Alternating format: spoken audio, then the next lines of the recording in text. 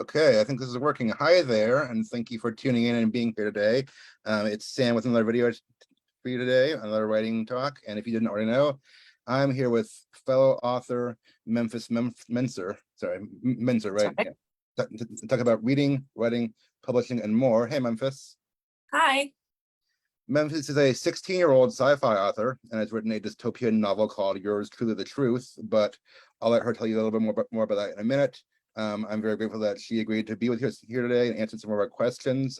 So we'll hear more about writing, publishing, sci-fi fandom, and all that stuff from a 16-year-old author who has done something that a lot of us haven't done, even older than that. I do have some questions prepared, but let's also make this an interactive discussion. If you're watching today, if you're a fan, a reader, an aspiring author yourself, whatever, post your questions in the chat about reading, writing, publishing, sci-fi fandom, Memphis's work, any of those topics, because we want to hear from you too. So we'll make this an interactive discussion and have a great time. How does that sound? Sounds good. Okay. Well, Memphis, for those not familiar, can you give us a quick overview of your writing, your book? And I know you've written one book. I guess that's the main thing you've written. Just tell us about that and anything else you may have written. Yeah, so my very first novel, it's called Yours Truly the Truth. It follows a teenage drafted soldier named Eden McFarland, and it takes place just in the beginning of World War IV, so we do jump a little bit in the future. It does take place in what used to be the United States, and they kind of follow these characters as they try to hold their world together and try to comprehend what's happening to their society. I did write that book. There is a second book that's fully written. I am just waiting to publish that one. And there is a little book in the makings right now. Okay, wow. Have you, I mean, did you start with a novel? Have you written like short stories or anything like that before? Just even unpublished ones? Just curious how you got started, or is it the main thing? It's hard to explain, but I did Sure. start with short stories, and I have been writing this certain concept for since 6th grade. I'm going into 12th grade, so almost 6 years now. Wow. And Yours Truly the Truth kind of took from those little short stories and from those old ideas and concepts. So I like to say that Yours Truly the Truth is a collage of my first 6 years of writing. Sure. We all draw on our previous influences. That's good. Okay. Very awesome. Well, I mean, I know we've got a lot to talk about today, but I mean, I've had a few authors on here over time, and each one is unique in their own way. But I think one of the most unique things that at least I'm interested in, and I'm sure all of our audiences too, is that you've done this when you're so young. I mean, cards on the table. I'm 32, so I have lived your lifetime twice. I am twice as old as you, and I have not yet published a full enough. I mean, I'm on the journey like many of us are. I have a draft. I'm editing and such, and trying to get it in shape. But like, you've achieved something that not everyone does at a very young age. So first of all, we're proud of your accomplishment. That's awesome. Thank you. It's very impressive. And I guess I want to ask, what motivated you to write and publish a book at age 16? Writing has always been sort of an escape for me. With my family, there have been a lot of hard times in my more exterior family, not my immediate family. And that has inspired me to kind of escape from those. I mean, we all need our escapes from reality. And for me, writing is the ability to put myself in a place that is somewhat safer than how I feel inside. So I used writing as an escape. And then when 2020 hit and there were all those social issues going on, and I felt passionate about some and I felt angry about others, and there was the pandemic kind of taking away my school, and I haven't had a single normal year of high school. It started in my freshman year. Wow, yeah, I'm sorry. I mean, I know it's hit all of us in different ways, but high school is such a formative time, and you've missed a bunch of that, I guess. Yeah, it has been very difficult to kind of understand, like from my older friends who had freshman year. It's been difficult to understand why they're like, oh my, I wish I could go back to high school. For me, it's like, I don't even know what high school really feels like. I mean, I had 6 months of it, and then March and I didn't go back. Yeah, you also have to watch like teen movies or something to figure it out. So you're in school like online or something like that. You're not going physically, or how's that working? Um, During junior year, which started last September, I did go back in physically. We were Okay. masked for half the year, and then we kind of trickled off. So I will be fully in person during senior year, Okay. hopefully. Yeah. So um, I do some online classes on the side, Sure. but Okay. I am mostly in physical school Very because I'm well. doing an IB diploma. Okay. Well, I'm wishing you a very normal and happy senior year, because that's also a precious time you won't get back. But Yes, yeah, it's cool how you're I mean, your experience has led you to write this. I mean, I know COVID has affected everyone in some way or another, big or small. And I mean, a lot of the great authors of history, you know, they didn't have happy lives necessarily. They wrote, I mean, they wrote out of pain and out of things they've endured. So that's still true of many of us. Do you want to be a writer like long term in the future, like when you grow up, or have you thought about that? yes, absolutely. I plan to write for the rest of my life. Wow. Okay. That's yeah. You've got a good goal ahead of you. So and it is a long journey. I mean, even those of us who have a head start, it's you know, people have called it the long game, and you know, publishing and everything. It's a long journey. So that's yeah. I'm glad you're sitting out on that already and chasing your dreams.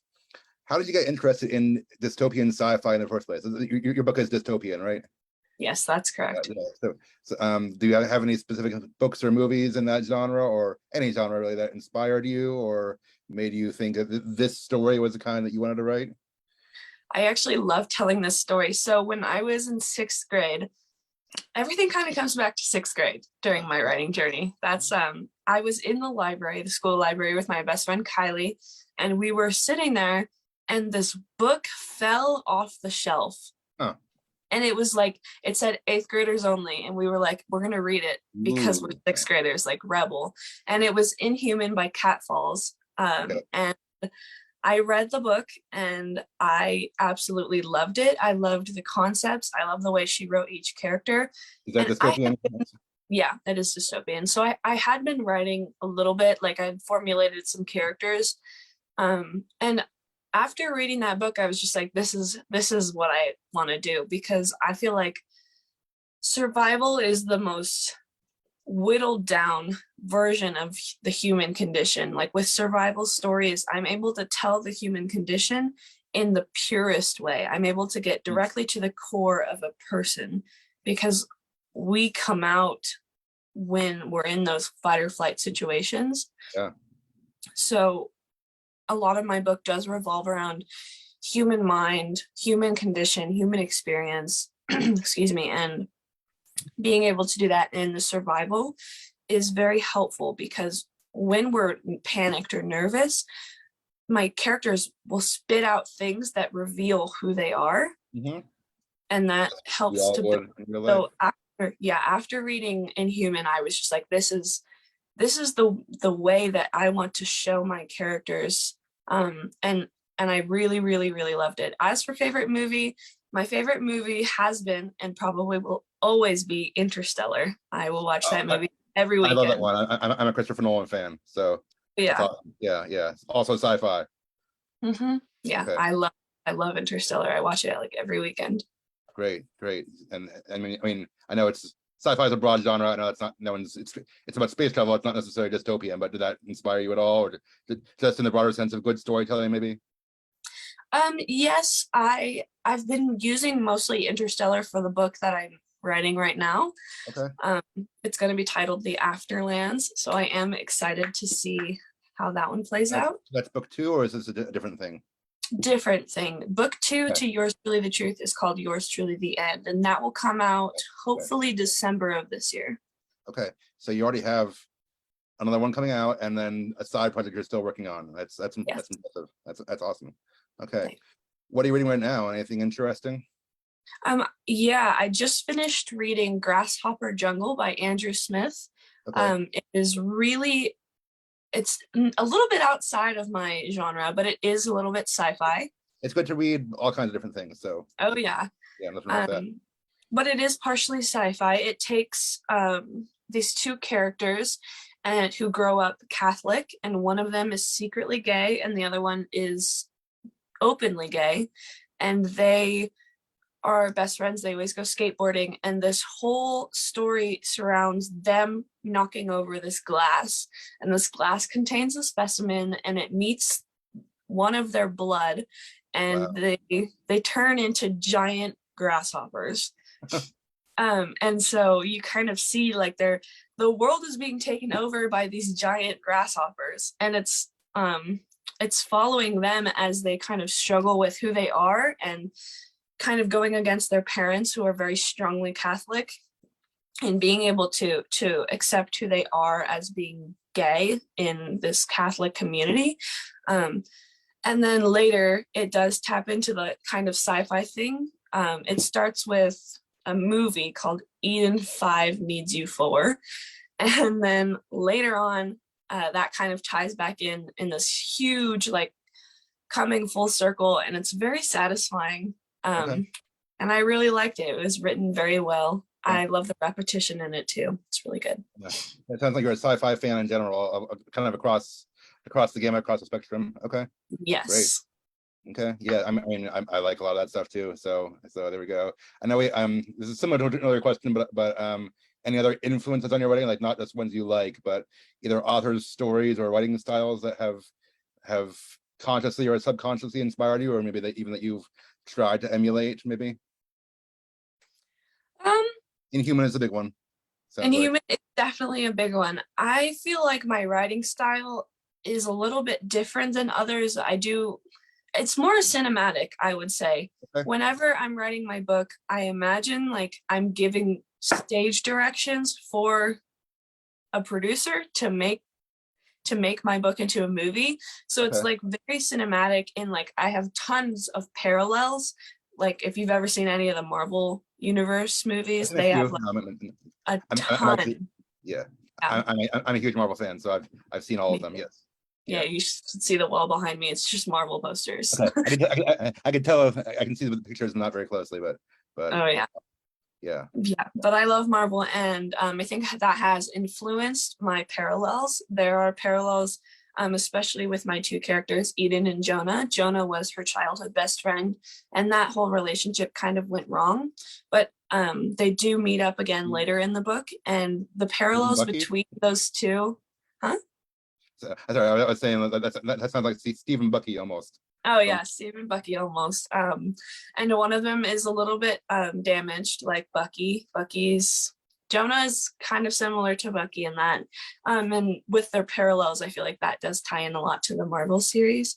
But otherwise, like with scenarios, I find that I take a lot of my scenarios from like real things that I've experienced, whether it be just like a little clippet of a conversation I heard, or like something big that happened in my life, I take from real people. And I think that really helps me make my characters really realistic. They all have tells and they all have different flaws. And I feel like taking from real people, taking little pieces of them kind of makes this collage of humanity. And that's a big theme in my book. So I feel like that has really helped me. Good. Yeah, you mentioned something earlier about the human condition, and I forget, and survival and stuff. And I mean, I think it's cool that you're recognizing that. I mean, some of these terms I didn't really think about or talk about much until I was an English major in college. But I mean, that's what good fiction does. I mean, not all of it is, I don't know, super deep or philosophical, but it reflects in some way part of the human story, and in some way big or small, and that's what you do, and you write real characters into extraordinary worlds or extraordinary circumstances, and you tell your story. So that's really good. Cool. Thanks for sharing. Well, I'm gonna keep asking questions, but I do see we have people watching online. We have a few viewers, so if you're here, you're viewing and enjoying this, post your questions in the chat, and we would love to hear from you too, and ask Memphis about her work. But so one of the questions I always ask, and I've asked people before, what's one of the hardest things about writing? And well, if I phrase it that way, the answer is always finding the time to write. And I know, you're a student, you're, I mean, I know your school has been different these past few years, but than most people's has, but maybe, but I don't know if you do extracurriculars or anything else you have going on, but how do you find the time to write when you're a full-time student and life is crazy the way it is? Do you have a process or anything like that? I kind of like to say that I'm always writing. Okay. Whenever I'm out and doing things, which is most of my day, because I do have a part-time job after school, and I Yeah. am in the IB diploma, which is a rigorous college class course during high school. Sounds like So it, yeah. yeah, so I have it would seem like I have very little time, but I like to say I'm always writing because I'm always collecting. Like sometimes I feel like I'm one of those like street sweepers, and I'm just like taking everything Mhm. in. And later, I feel like I'm almost just like a little transmitter, and I'm just putting all of my mind onto some keyboards. So, and then for finding time to write, I like to write very late into the night. So probably not the best for my mental development, Yeah, but when you're a 16-year-old author, I think that, that's a sacrifice you have to make. yeah. I say do what works for you. I'm not the one to ask about developmental psychology and all that stuff, but yeah, if that's the time you can do it, then great. I mean, some people are morning people, some people are night people. Um, so it's just you have your niche there, and you've if you found out what works for you, I mean, clearly something is working because you've published a book and are working on more. So Yeah. that's, yeah, great. Okay. But no, the attitude of always collecting things or always observing is good too. Okay, very cool. Um, so I guess this is how I would rephrase the question of what's the hardest part. What are your biggest struggles with the craft of writing slash editing? Like not just the timing, but when it comes to actually sitting down on the page, putting out words, or maybe editing what you've written. What's the hardest part of that for you? Um, Honestly, for me, sometimes it's the stamina. Like I feel like I said, I'm always writing, and there are times where I will almost write the story in my head while I'm like at work, and I'll just be like in my head thinking and like speaking the dialogue in my own head about like what I want in this next chapter. And then when I get home, sometimes it's hard because I feel like, well, I already wrote it. It's already in my head. Now I just have to sit here and click clack until it's done. And then I'm like, I don't want to do that. I just want someone else to write it for me. But if they write it for me, it's not going to be the same. So yeah, for me, a little bit of the stamina. Also with Yeah, the editing, I find myself having to take frequent breaks when editing because I'll start to just glaze over. I'm like, I know what this says already. that sounds familiar to me. I mean, everything you just said. I'm in what I call editing purgatory with my book. I've edited so long. I've been working on it so long. I started it over 10 years ago. And I mean, I've taken breaks in between there, of course, but I'm on what I hope is my final run of edits, and before I can start submitting to publishers, and I'm really just cutting words out at this point because it's too long and I need to cut it down. And I'm just like, I've already been over this, like the, the scene is familiar to me, but it's not familiar to everyone. Yeah. So I need to make it feel fresh and new, even though it doesn't feel fresh and new to me, and all that stuff. So yeah, I did the same thing. I zone out, and I've been dragging my feet on editing probably more than I should have been, but that's the world we live in. And you mentioned kind of you'll have a scene in your head first, and then like you've written it in your head, and you just kind of transfer to paper or transfer or to laptop, I guess, whatever. But yeah, I did similar things. I'm like, I know what I want this to look like. I also envision it in my head. I just have to put it into, I have to actually sit down and put it into words now, which, Yeah. like, when you're excited about an idea, it's good. It's easy to be excited, but then you have to do the work, and that's Yeah. that's why people call it the long game, because it's like it's not all, it's not all inspiration. I mean, there is some. I mean, that famous quote about 1% inspiration, 99% perspiration. It's work. It's tough, but Yeah.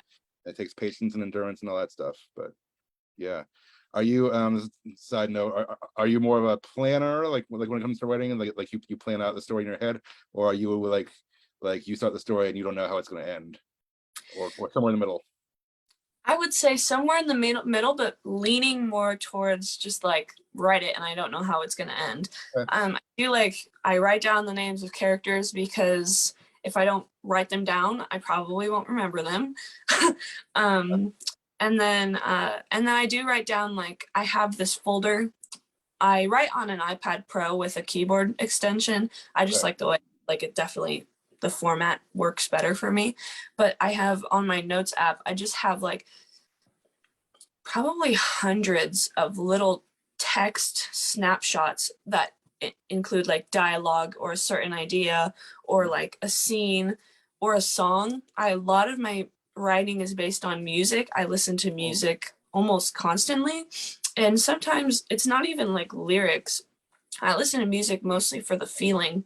Um, so I have like songs that like the feeling just like it almost cinematic. Like I said, like I write very cinematically. Like this song, I have this song on my Afterlands playlist that just, it doesn't have any words, but it just reminds me of like realizing that someone has betrayed you and now you have to face them and look them in the eyes knowing that they went behind your back.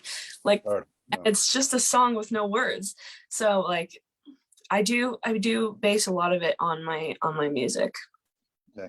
Song, yeah, music can bring up emotions in us in ways that are hard to understand. I mean, like art in general, books and movies do that too. But I don't know, music is powerful that way. I'm not a music guy, but I enjoy listening to music. So it's just, you know, a song can capture emotion in a way that something else can't. So Yes. that's good. Yeah, that's okay. Yeah, it sounds like you have a good mix. So you've found a rhythm that works for you when it comes to planning versus not versus whatever. You're taking little snippets, you said, and collecting them, and so you have at least some idea to base it on later, and then you just have to kind of jumble them all together and put them into a coherent whole, and that's that can be tough, but Yeah. but you've done it. Okay. Then what's the biggest strength in your writing, or what's one thing that you think your novels do really well? This is where you can kind of sell it to the audience and tell them what they're getting when they read your book. It does intensity really well, just like taking you completely off guard and shoving you into a situation that you would not have seen coming. So, the element of surprise, I would say, even sometimes writing it, I'm like, wait, what?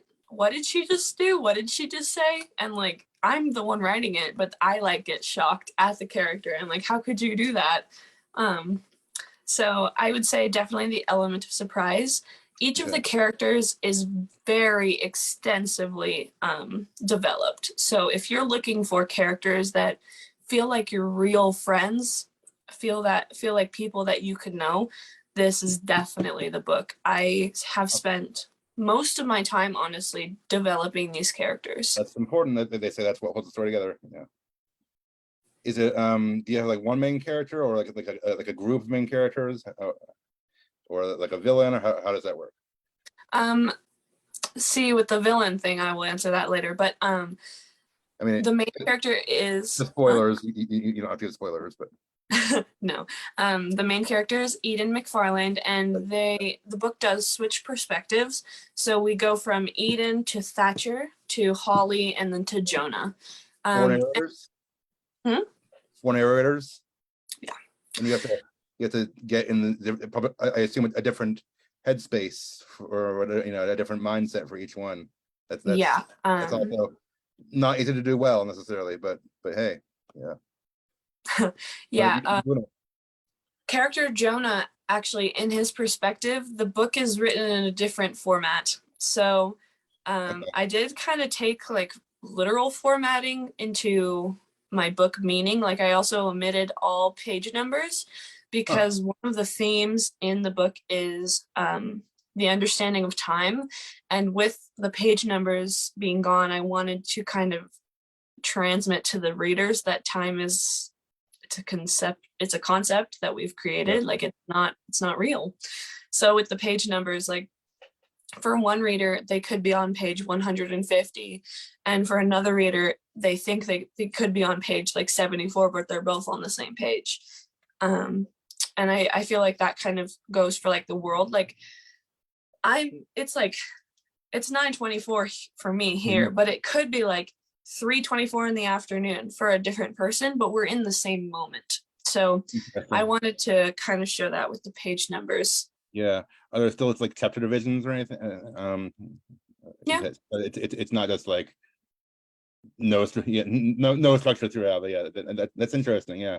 Um, how many pages is it actually, or is that a secret? No. It's 356 pages. Oh wow. Okay. Okay. Wow. Okay. That's a lot. Yeah. Cool. But yeah, it's an interesting idea that the structure can feed into the themes almost. Okay. Awesome. Yeah. Character development is something we need. Like we were saying, take realistic characters or human characters, put them in extraordinary circumstances, whether that's sci-fi or whatever, and you've got a good story. So Yep. what is one writing or editing tip you can offer that you think most people overlook or may not know? Rewrite. When I'm editing, it is really, really easy for me just to be like reading it instead of rewriting it. With rewriting, like you open up the possibility for new ideas, new Hmm. dialogue lines, new little tells or shows for these characters.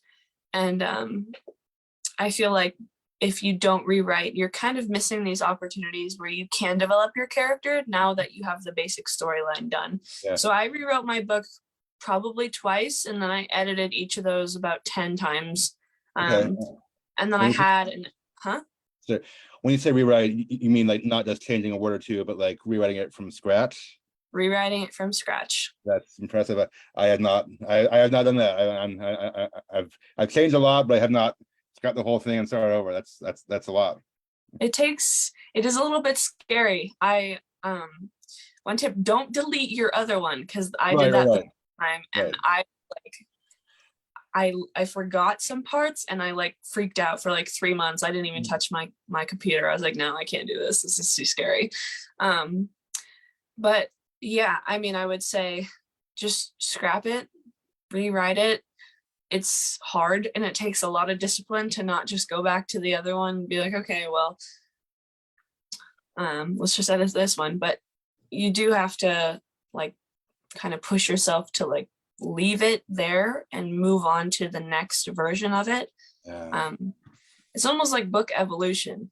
Yeah, no, that makes sense. No, an author I talked to, I mean, he's a couple months ago. His name is Matt Lucas. He talked about that, how he scrapped his first draft because he realized it wasn't the best it could be, and he rewrote, I guess, the same book from scratch. And I'm like, I haven't done that, but I mean, I mentioned to you, I'm editing my draft that I started like over 10 years ago, and I almost wanted like my style is much more concise than it used to be, and I'm like, I like the story, but just I was way too wordy here and here and here, and I need to, and I'm trimming that down, but I don't know, maybe I should just write the whole thing over again. I don't know, we'll see.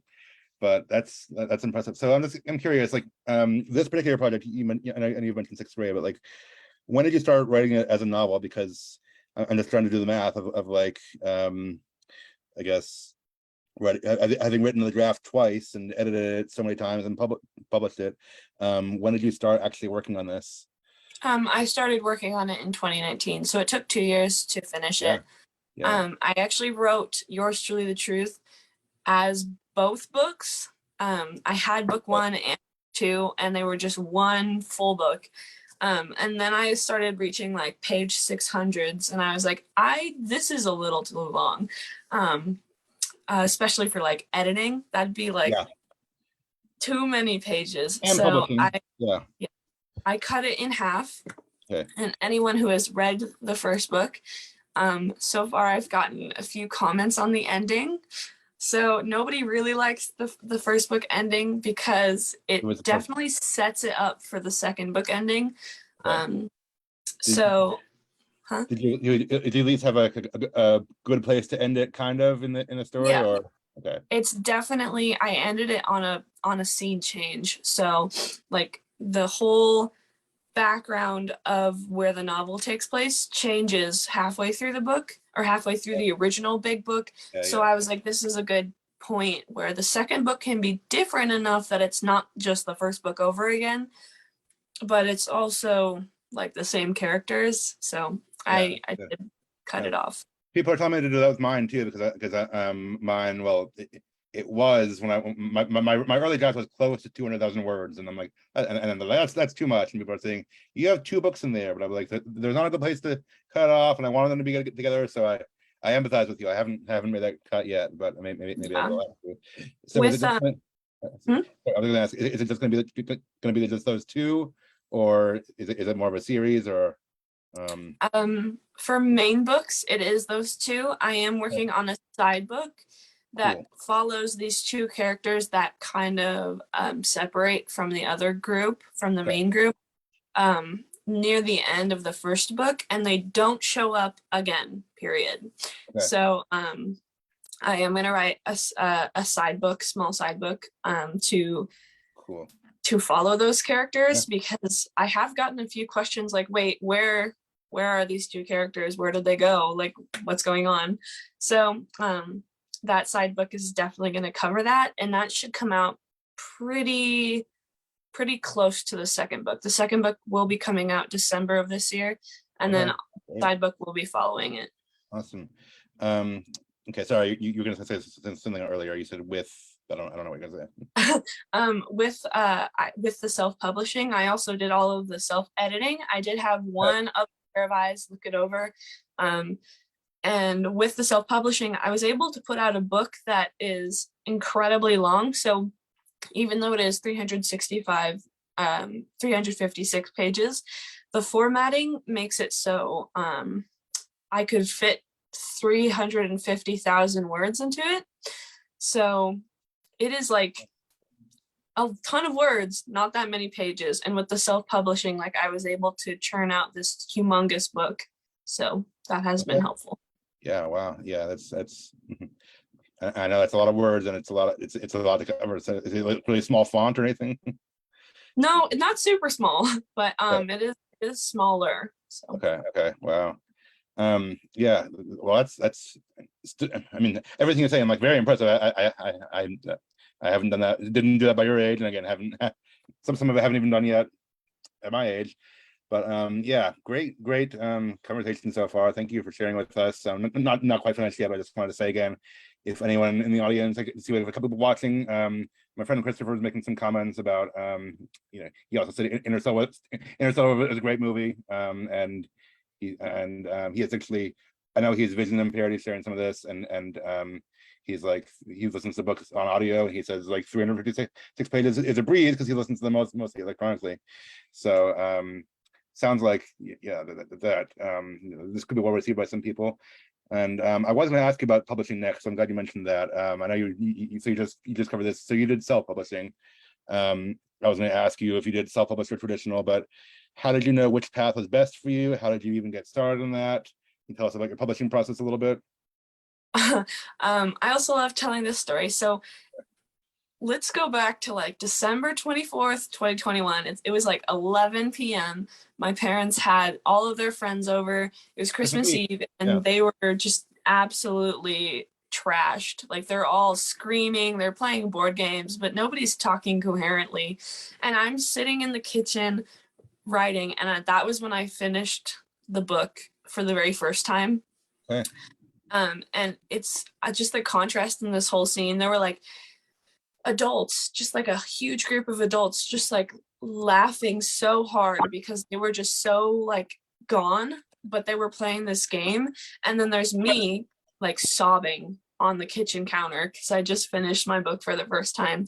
And that was when I was like, okay, so what do I do now? And my mom was like, well, are you going to publish it? And I was like, yeah. It took me a really long time though to get on board with publishing it. I was nervous because like that whole book is me, and I was, being so young, of course, like all I think about is like, well, what do other people think about me?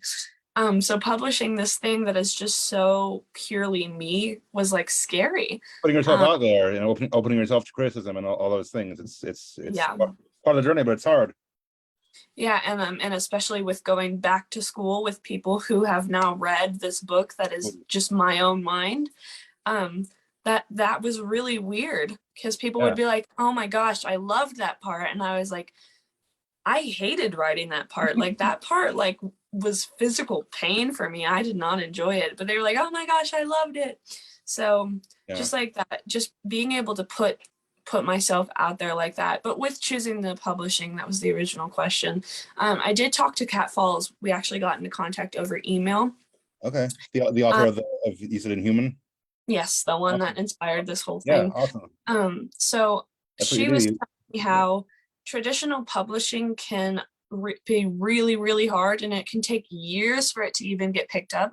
And I knew that this was something I wanted to do before high school because I do plan to go to college as I'm trying to get into Minerva University. Okay. And that has a 1.6% acceptance rate. So I really wanted to do something that I had already done, but put myself out aside from the crowd. Yeah. Um, for college specifically, and traditional publishing, if it was going to take years, that was not something that I was willing to bargain on. Sure. So I did take it into my own hands. I worked with a ton of freelancers Okay. who have done my cover. I had one edit for me. Awesome. And it was really nice to just like work with small groups and do it almost independently, but also be able to bring out these freelancers who Yeah. are doing their own thing and be able to bring them up with my book. So That's cool. That's helpful. Yeah. And self-publishing is easier than it's ever been before. I know a lot of people are going that route. I mean, you can find people to edit, to illustrate, or whatever. Yeah. That's awesome. I like to say that my book is about everyone else. I mean, they're everyone else who helped. Like I thank them so much, and like I've never felt more grateful than for these people who helped, especially with my mom. Like my mom, she was so supportive. She stood up for me when it was like time to get off the computer, and she's like, "No, let her write." So just like that, just all of these people who helped bring me to this point, just like so grateful for them. And that I love connecting with people. People are just like, people are my kind of people. So um, self-publishing, I was able to work with the people that I chose to work to. Great. Um, and that was something that really mattered to me. I was gonna say, I'm sure your parents helped you, or I'm sure they must have, but like, you know, it does cost money to pay freelance people and things like that. And I mean, did you pay for that from your part-time job? I'm just curious how that worked. Yeah, I actually paid for all of it out of Wow. pocket. All of it was Okay. my money. Okay. That's Um, awesome. Yeah. Yeah. yeah, I spent about $200 total, so That's, not I mean, bad. I know for, I mean, when I was young, that seemed like a lot of money. I mean, it's still not a small amount of money, but I mean, it's, Yeah. yeah, that's really good to be able to do that for so little. And I'm sure you're making, some money back from the book now. I mean, maybe not enough to be set for life, but it's a good start. Sure. It is a good start, yeah. Okay. Where is your book available now? It's available on Amazon, so you can find it on Amazon. It's available in paperback, hardcover, and ebook. Great. Okay. Okay. Cool. Yeah, I know. That's it. Sorry, go back to it. I know traditional publishing is hard for a lot of people, and I mean, and even if you got in, it would take a while. So no, that's. Yeah, I'm glad you made it work for you. And I mean, Amazon has made it really easy for anyone to put their stuff out there. I mean, not just anyone. You've worked at it. I mean, like good self-publishers do. That they work at it and they take the time and the effort to do it right. But that's really cool. Okay. What about like self-promotion or engaging the audience, building an audience? That's part of the game these days, and maybe it didn't used to be in the past, but especially when you're self-published, you have to do most or all that yourself. What are you doing for that? I mean, other than being here on a small interview today. So I have been doing some interviews, and aside from that, I do have a book Instagram page Cool. that I have been promoting my book on. I have about 1,200 followers on it, so that Not has bad. been pretty nice. It's all, I don't know, very aesthetically pleasing. My page is very aesthetically pleasing, so that has been nice just to do something that isn't necessarily writing, but helps my writing. So I do have a book Instagram page. You can find me at memphis.books. And otherwise, I do have a Twitter account. I have a LinkedIn account, obviously. And then I do have a book TikTok. The book TikTok is not working right now. So not recommend that one. My audio cut out. I missed the last one. What was the last one you said? TikTok. I have a book TikTok. But it's not now. No, it's not doing that great. It's hard to make videos about a book without taking people's images. Yeah, I'm new. I'm also trying TikTok because I heard it was a thing. And I think I've maybe passed the generational curve a bit, but so I'm also in that boat with you, struggling to figure out how to make TikToks about books. I was like, there's not enough time for me to say anything I want to say. I mean, YouTube is for that maybe, but not TikTok. So, but I'm making it work slowly but surely. But I mean, yeah, it's not an overnight success or anything. Most of this hasn't been, Yeah. And then other than just having the accounts, I did have a freelancer do some SEO marketing. I don't really know too much about that. So it was mostly in their hands. But I did see some sales go up a little bit after that. So I was like, okay, this is working. I know it's a thing. I'm only very little familiar with it too. So yeah. Yeah. And then I will be running some ads campaigns. I do have a book trailer coming out pretty soon that will hopefully air on some radio stations and possibly on some sort of television that I'm trying to get out. That has been really hard. And then I have been doing sort of like a trade-in promotion. Like I promote a certain Instagram page and then they promote me back. So that has been nice to also share the wealth. Like I usually promote either other authors or artists. Because my ex-best friend was an artist, and just seeing that the art like was so good.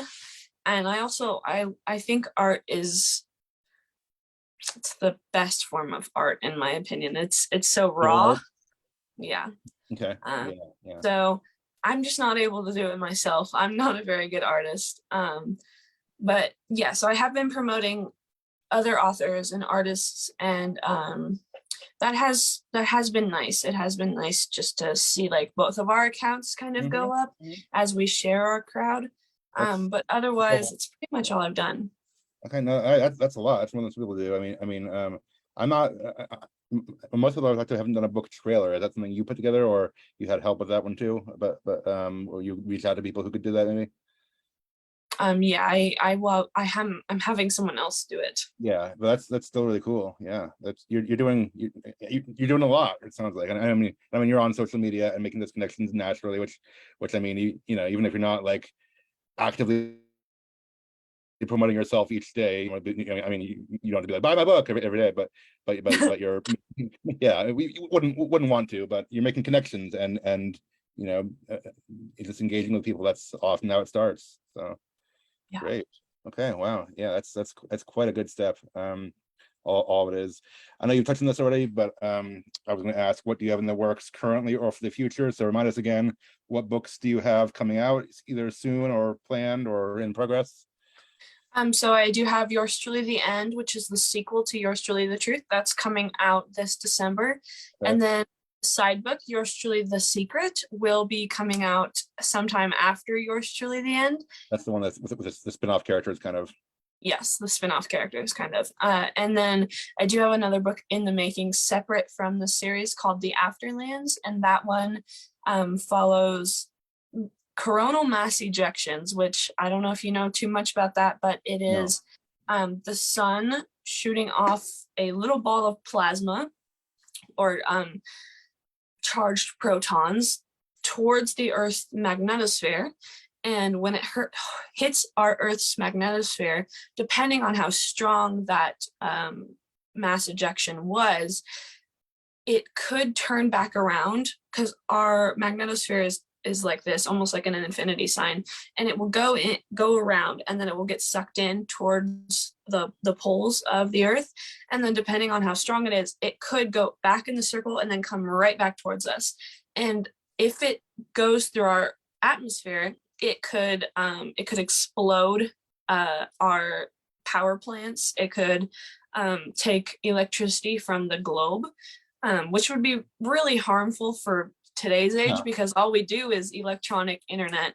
And so I really wanted to touch on how almost fragile we are in like the grand scheme of things. Like, here's this little planet, and all of us rely on electricity, and then one little thing from our sun could just wipe that out. Much more so than any other generation. Yeah.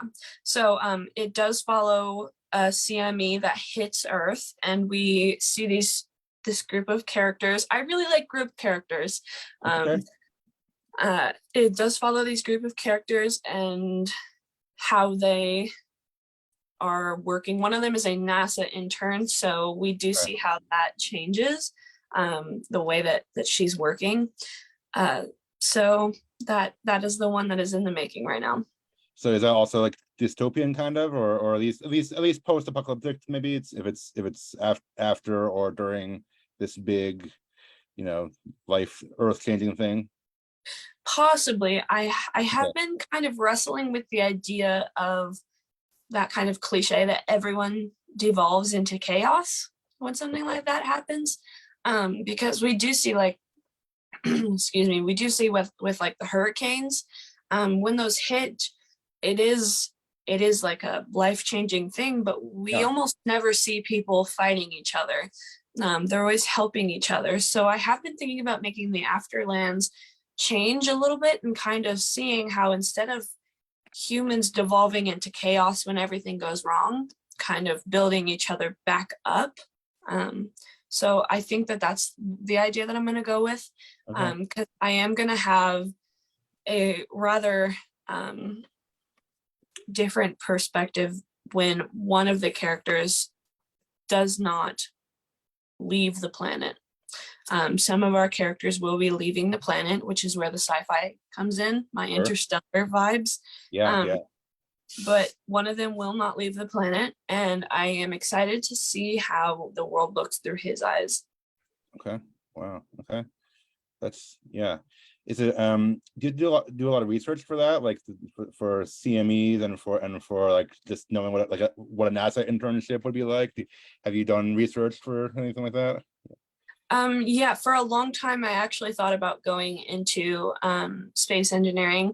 I really, really love space, and I'm pretty good at the sciences. During my chemistry class, like I used to go back when like the class was watching a movie, and I just like experiment with stuff. I made like purple fire one time. It was really cool. And so I have thought a lot about that, because I love the idea of space. I think that it's so hard for us to comprehend what's really out there and how big it is in comparison to us, especially with the new images from Webb's telescope. So yeah, I have done a ton of research. I've been watching NASA Live since probably 8th grade. I will have it on while I'm doing my homework. So I'm just like, I have this like flow of like space information that's just coming into my head. So there is research. It's up your alley already, and it's something you've already gotten well versed in. It's not like you're just having to pick up a book right now and do a crash course. So that's awesome. Yeah. Sorry, go ahead. I was gonna say, yeah, for the CME specifically, I have like a whole notebook that's just like full of notes. I've watched too many documentaries on CMEs. So okay. And so it sounds like this will be a well-researched book too. I mean, we already know you can write good characters and things like that. So wow. Do you have a target date for that one when you think it'll be finished or published? Hopefully, I'm gonna go with either fall of 2023 or the end of senior year, which will be spring of 2023. So pretty soon, hopefully. Okay. Wow. Yeah. So you'll graduate from high school, and you'll already have had like what, 4 novels published or something? Yeah. That'll be impressive. Yeah.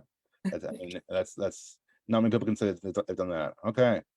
Well, I think we're drawing our time to a close. So thank you, Memphis, for being here today. But last thing I want to ask you, you've mentioned this already, but where can we follow you and your work online? Tell us again where we can buy your book, where we can follow you on social media, usernames, and all that stuff. You can find my book on Amazon, Mhm. and then you can follow me on Instagram, username memphis.books. Okay. Same username for TikTok. My Twitter account is just Memphis Menser, and then my LinkedIn account is also just Memphis Menser. Okay, very cool. So yeah, follow her. Keep up with her work. It sounds like you're just at the start of your career, and you have a lot coming up ahead of you. So we'll look forward to seeing what you do. Well, let's see. Okay, so thanks everyone for watching today. For those who commented in the chat, sorry, my friend Christopher said something else. I love space and hope it's not a black empty void because that's all I see of it. Okay, yeah. So space travel is, we're not tired of it yet. It still has an audience. It's still getting people Oh interested. yeah. Yeah, so that's cool. Well, everyone, so who's listening and watching, thank you for being here today. Like my page, Samuel N. Harris, and the page that this is coming through for future discussions and content for writers, where you can sign up for my mailing list, the Chippermaker link. When you sign up, you get a free sample of Fractured Heroes, my novel, a few of my favorite scenes that I think you'll enjoy. And go check out Memphis's work too. Go buy Yours to the Truth on Amazon. Follow her on all those platforms she mentioned: Instagram, TikTok, Twitter, LinkedIn, I think. Anything else you want to say for the people at home before we sign off? No, thank you so much for watching. Yeah, thank you for being here. Thank you for watching today. Thank you, Memphis, for being here with us. Have a great weekend, everyone, and keep writing and doing your thing. Bye. Bye.